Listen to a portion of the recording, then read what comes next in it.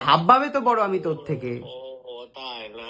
কি হচ্ছে এখন এখানে ঝামেলা? ঝামেলা হচ্ছে সুকান্ত ফোন করেছে যথারীতি ব্লগটা দেখে মেরুনটা আমার লাগবে যথারীতি, আমি যেটা চাই ওর সেটাই লাগবে, সেটাই চাই ওর। আমার একটা বিশাল বড় ভুল হয়ে গেছে, দুজনের জন্য মারুন আনা উচিত ছিল। এটা আমার ভুল হয়ে ব্যাস, গেছে। আমার কিছু করার নেই। সুকান্ত মারুন ইজ তুই মাই। তো শোন না, তুই তো বড়, একটু মানিয়ে নে ওকে, দিয়ে আমি দে বড় না, লালটা। বয়সে বড় সুকান্ত, ভাবভাবে বড় আমি। হ্যাঁ তা না, ছোটদের সমস্ত আবদার মেনে নিতে হয় দাদাদের। সুকান্ত দাদা ওকে বাই। শোন না, এরম করিস না। মেরুন আমার কিছু করার নেই, আমি থুতু দিয়ে দেবো কিন্তু এ মা, এরম করিস না। ই মা, ইস থুতু দিয়ে দিল। থুতু দিয়ে দিচ্ছি, নে নিবি? থুতু দিয়ে পাঠা, হেগে দেবো কিন্তু এবার তাহলে। মেরুন আমার, শুধু হেগে হবে না, ওটা দিয়ে মুছতে হবে। মেরুন আমার ভাই। না রে পাঠিয়ে দে মেরুন।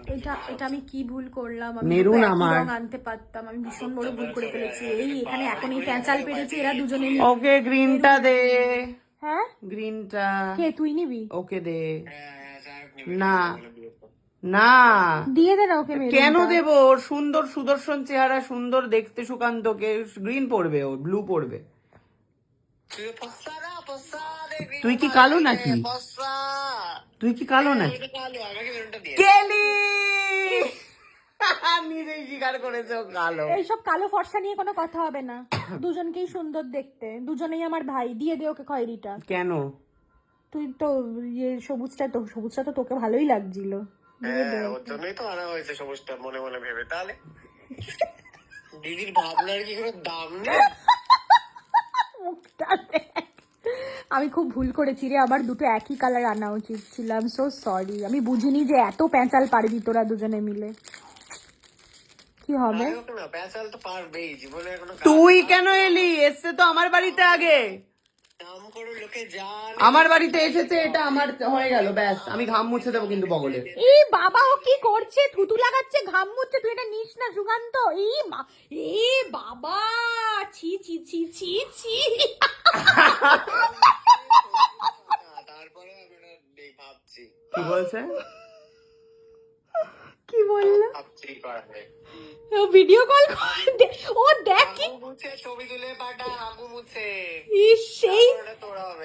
ই বাবা, ইস ইস, বগলটা পুরো ভেজা ওর।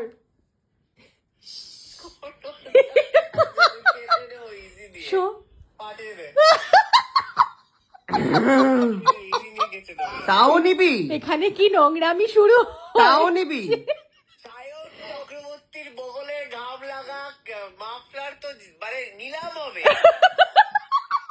দিতে পারছি, কি চামারগিরি শুরু করেছে এরা সবাই মিলে। পারছি আমি বাবা, নিলাম হয়ে যাবে। লোকে থেকে নিলাম, কোটি টাকা দাম উঠবে। এত ঘাম লেগে গেছে।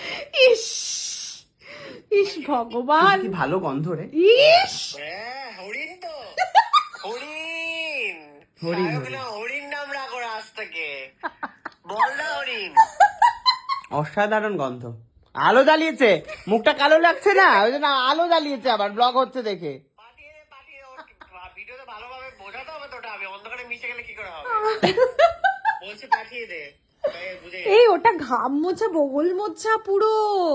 আমি ইজি দিয়ে কেচে নেবো। ইস, ছি ছি ছি ছি ছি, কি করছিস লোকে তোরা? জানুক সায়কের কিরকম চরিত্র। এটা চরিত্র হয়ে গেল? গাম মোছা মানে চরিত্র? হ্যাঁ, নে রে।